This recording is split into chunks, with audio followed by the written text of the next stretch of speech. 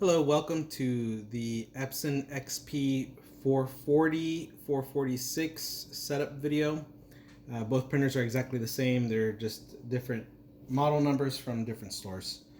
Okay, so after you take the printer out of the box, this is what you'll have. You'll have your CISS kit and you'll have a bag of air filters. So let's start with this. First thing, air filters are not necessary unless you're in a dusty environment. So I actually don't use them. You can go ahead and use them if you'd like. I'll show you how to use them right now.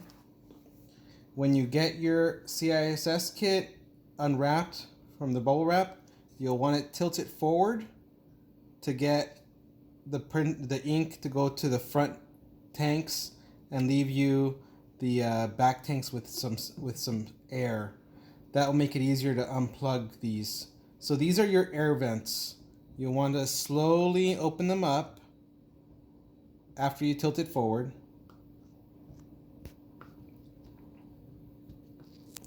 And you'll always want them open because this is where air pressure pushes the ink through to the printer. And you'll always want the kit and the printer on the same surface. You never want the kit any higher or any lower.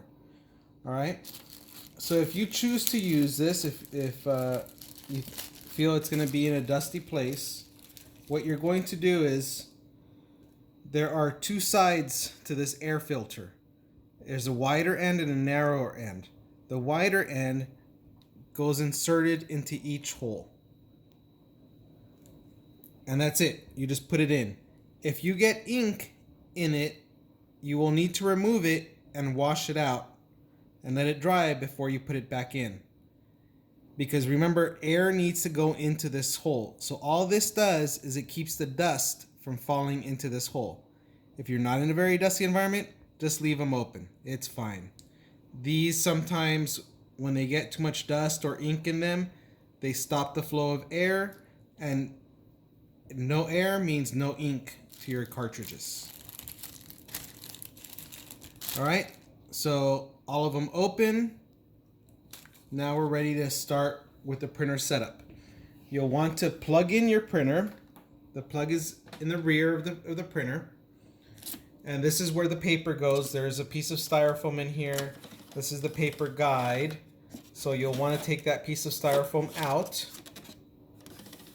All right, so take that piece of styrofoam out and move the guide over so you can put your paper.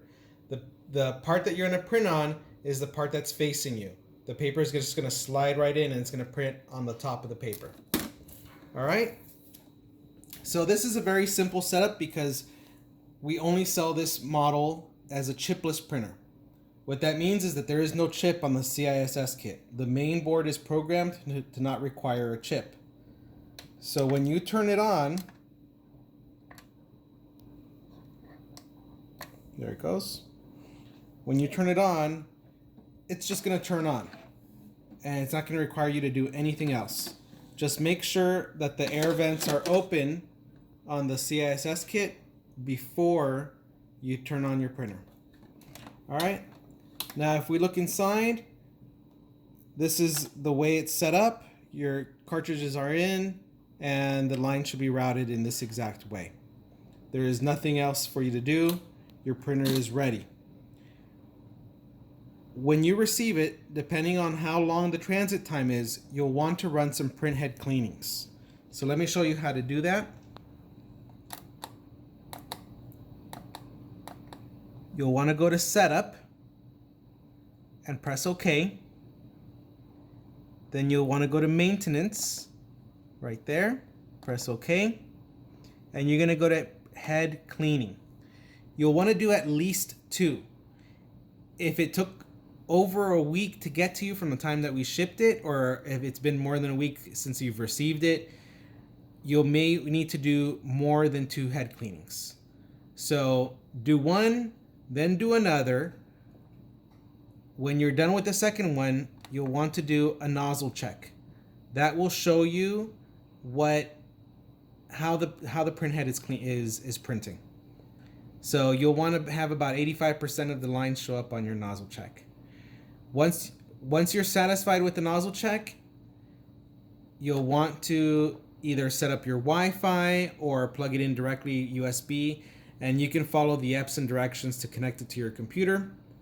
And from there, you will need to install the Epson software. I cannot stress this enough. You must install the Epson software. Our inks use the Epson software for color matching. The ICC that we use, the color profile that we use, is built into the Epson software, so you must install it in order to get accurate colors. And then once it's installed, you must change the print preferences to match what we have on our website.